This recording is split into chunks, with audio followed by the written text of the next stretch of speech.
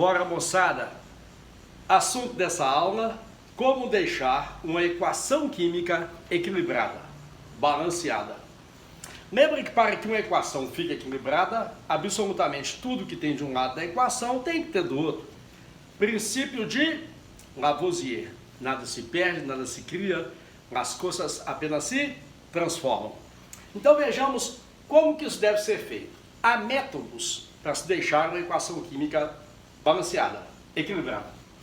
Esse é um método chamado de método algébrico, em que você nem carece saber tanta química, mas tem que saber matemática.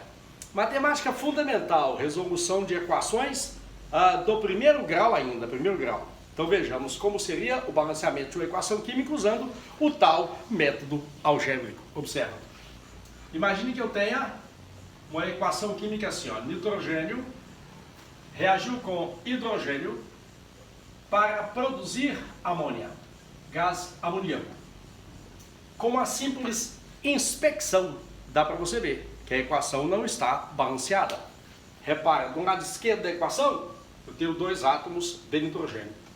Aqui só tem um. Hidrogênios, aqui são dois, lá são três. Como deixar a equação balanceada? Vamos supor que eu coloque na frente de cada fórmula um número. Se eu descobrir que números são esses, que fazem com que a quantidade de átomos que tenha de um lado seja igual à quantidade que tenha do outro, a equação, obviamente, estará balanceada, equilibrada. Agora você vai só contar. Conta comigo, quer ver? Átomos de nitrogênio. Do lado esquerdo tem o dobro de um valor A, que eu não conheço. Nitrogênio do lado esquerdo, 2A. Do lado direito, de nitrogênios, há uma quantidade que eu vou chamar de C. Do lado esquerdo, hidrogênios, eu tenho 2B. Vocês estão acompanhando? Ou seja, é o dobro de uma quantidade B que eu desconheço. Do lado direito, de hidrogênios, eu tenho 3C. A sua equação química, ela já está balanceada, desde que você entenda o seguinte: os valores do A, do B e do C não importam. O que importa é a proporção que existe entre eles. Se eu disser que 2, 1 e 3 deixam uma equação química balanceada, o dobro disso, 4, 2 e 6, também deixaria a equação balanceada. O que balancear isso é fazer com que tudo que aparece de um lado apareça também do outro, da equação química. Ah, Dio, então peraí, se o que importa não são os valores, o que importa é a proporção, o que eu poderia fazer na hora de uma prova? Você pode atribuir um valor para uma dessas grandezas. E com o valor que você atribuiu para uma delas, você descobrirá os valores das outras. Por exemplo, se eu supuser que A é igual a 1, para A igual a 1, eu vou achar o valor do B e o valor do C proporcionais a 1. Ah, Gil, mas eu vou achar como? Substitua. Observa, se eu fizer A igual a 1, 2 vezes 1, 2, o C será igual a 2. E se o C vale 2, o triplo de 2 é 6. Se 2B é 6, cada B é 3. E a equação ficou equilibrada.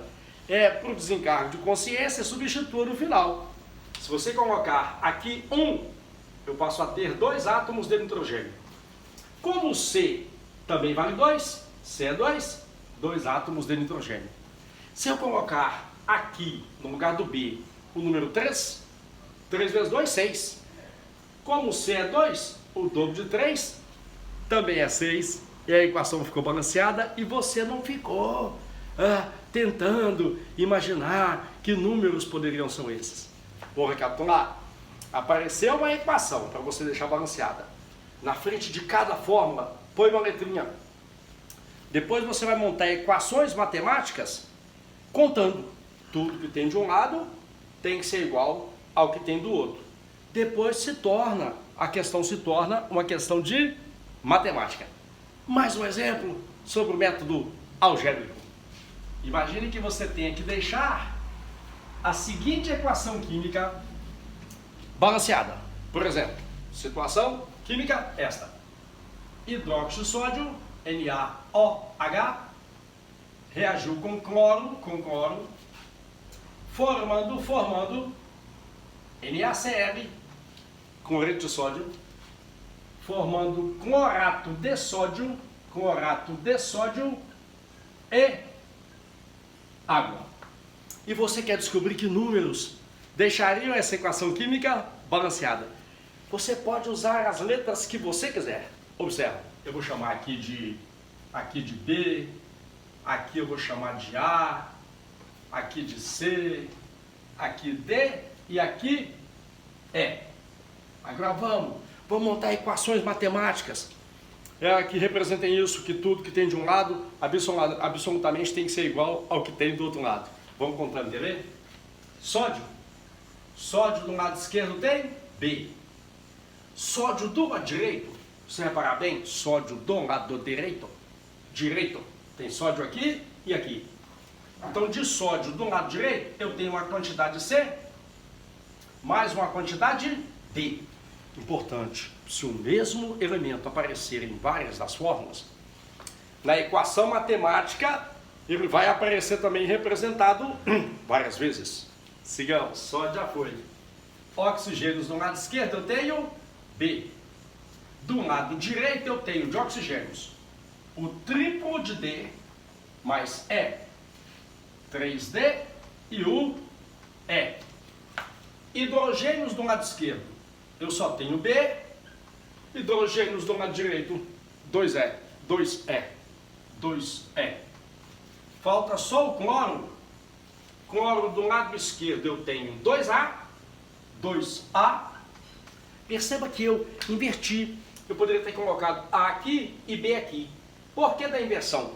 Não tanto faz. Quaisquer que sejam as letrinhas, você consegue resolver matematicamente. Sigamos. Cloro do lado esquerdo, 2A. Repara que cloro do lado direito, eu tenho C e D. Tem cloro tanto aqui quanto aqui. E o que eu falei antes? Você vai atribuir um valor para uma dessas grandezas e descobrir os valores das outras. Fique atento. Depois que você montar as equações matemáticas, procure dar valor para uma grandeza que lhe dê a resposta do exercício em menos tempo.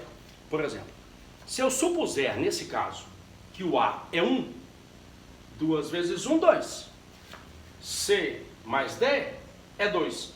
Mas eu não sei o valor do C, nem o valor do D. Então, talvez numa situação igual a essa, seria mais negócio eu fazer, quer ver? Faça E igual a 1. Se eu fizer E igual a 1, eu acho o valor do B. Tendo o valor do B e do E, eu acho o D. Tendo D e o B, eu acho o C. Tendo C e D, eu acho o A. Então, pegou a manha? Quer dizer, você tem que dar valor para uma grandeza que possa me dar a resposta em menos tempo. Vamos, observa. Se eu supuser que A não, que B não eu sugeri o E. Se eu supuser que E é igual a 1, agora deixou de ser uma questão de química, virou uma questão de matemática. Observa. Se o E é 1, 2 vezes 1, 2, o B é 2. Se o B é 2 e o E é 1, passa 1 para cá. 2 menos 1, 1. Se 3D é 1, o D é 1/3. Não pode agarrar aí na continha, senão sambou tudo. O D é 1/3. Agora, se o B é 2, e o E é 1, já achamos o D é 1/3. Se o B é 2 e o D é 1/3, passa 1/3 para cá. 2 inteiros menos 1/3 são 5/3. Agora que legal, a soma do C com D vai te dar o dobro do A. 5/3 mais 1/3, 6/3. 2. Se tudo isso é 2, 2A é 2, o A é 1. Etapa final. Gil, posso deixar assim, fração? Pode. Só que na maioria das questões de vestibular, o que se pede é que esses números sejam mínimos e inteiros. Quando eu faço um deles igual a 1, eu garanto que eles são mínimos, mas não consigo garantir que eles são inteiros. O que fazer agora? Matemática de novo, repara. Se eu multiplicar todos esses números por 3, por que por 3? 3 é o único denominador que tem ali. Todos ficarão inteiros, guardando entre si a mesma proporção. Faça a continha. 1 vezes 3 é 3, 2 vezes 3, 6, 5 terços vezes 3 é 5, 1 terço vezes 3 é 1, e 1 vezes 3 é 3. Agora, a etapa final. Ô Gil, e se esses números forem frações, cujos denominadores forem diferentes? Mínimo, múltiplo, comum. Por exemplo, se um denominador for 2 e o outro denominador for 3, bastaria eu multiplicar todos por 6. Pergunta, gancho para o próximo encontro nosso. Esse método funciona sempre? Não. Infelizmente, tem equações que não tem como eu fazer o balanceamento usando o método algébrico. No próximo encontro eu te conto por que não dá para usar esse método sempre e quando não puder usar, que maneira a gente usa para deixar uma equação balanceada, equilibrada. Até o próximo encontro.